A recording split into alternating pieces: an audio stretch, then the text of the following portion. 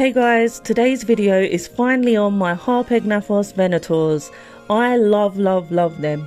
I have wanted them for ages, but finally back in November I was able to treat myself to a colony. I went and collected them from Ant Antics as I didn't want to put them through the post.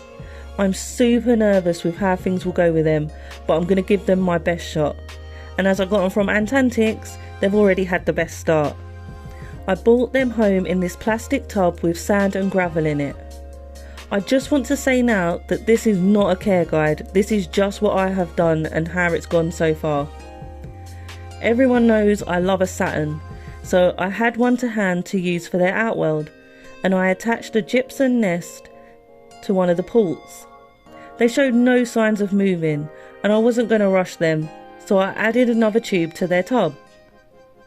Once they were settled, after a few weeks, I very carefully moved the tubes out of the tub so I could get the tub out of the Saturn outworld.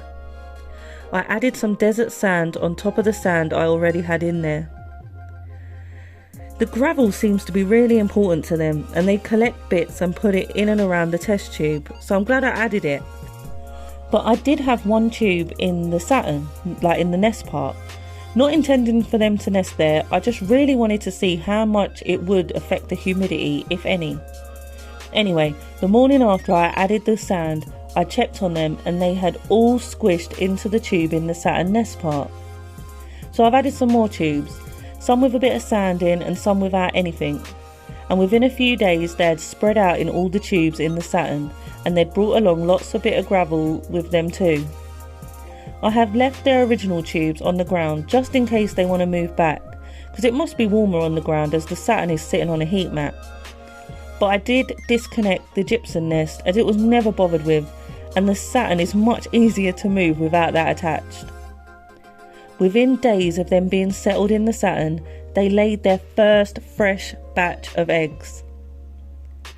And I was over the moon, to say the least. Them eggs turned into larvae, and then they laid their next batch of eggs. One thing I have noticed is not all the eggs become larvae.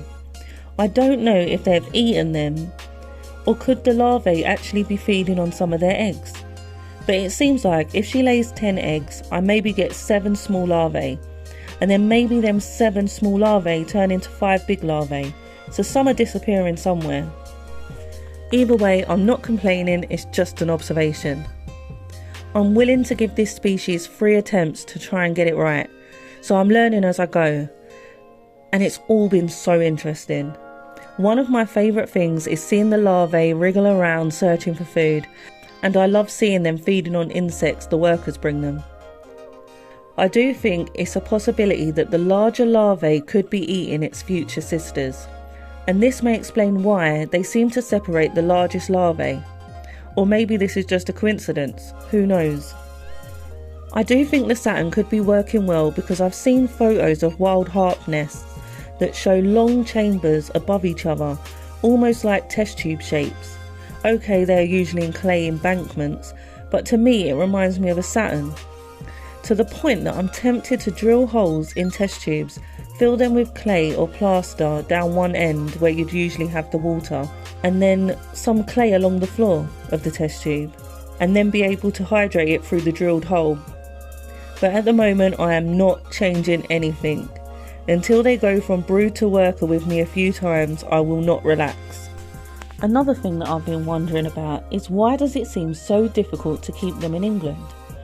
Is it something to do with our air, like the pollution or the altitude, humidity, or even our seasons? I don't know, but it feels like other countries don't seem to have the same difficulties that we do.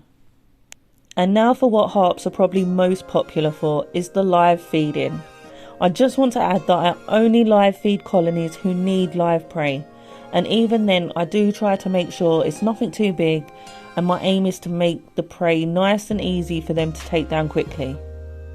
I did think I could avoid crickets by using little roaches that were white and soft from molting, and they do work great. But roaches are so sneaky and will quickly burrow into the sand and hide. Then they harden, and then it's a bit more difficult for the harps. Not much, but I want to make life as easy as possible for them. I don't want to feed them soft roaches unless I have the time to sit there and watch and make sure they have taken them down before they harden. I've tried them on waxworms as I thought they would be nice and easy for them and they would struggle to get away or kick and fight back, but they seem to be too spongy for the harps to get a good sting on them. So as much as I don't like crickets, crickets will be the bulk of their diet. Now I've tried bigger crickets and they're a little bitey. When the harps have them in their jaws and they're trying to reach around to sting them, they'll be trying to bite at the stinger. So I'm sticking with baby crickets at the moment and I'm putting in 4 or 5 small crickets every other day. I love watching them hunt their prey. Sometimes they jump and they can actually fling themselves quite far and insanely fast. If you blink, you'll miss it. Sometimes you will see them wriggling their booty before they pounce, and once they have a grip of their prey, they go in for the sting. You'll see them feeling around with their stinger for a nice softer target area. The sting paralyses their prey and then they drag them back to the nest to feed to their babies. With them being able to run backwards, I've seen some funny attempts of them trying to get food back into the satin opening. As you can see now, it takes this harp worker a good few attempts. I don't really have much else to say about these ladies other than they are epic.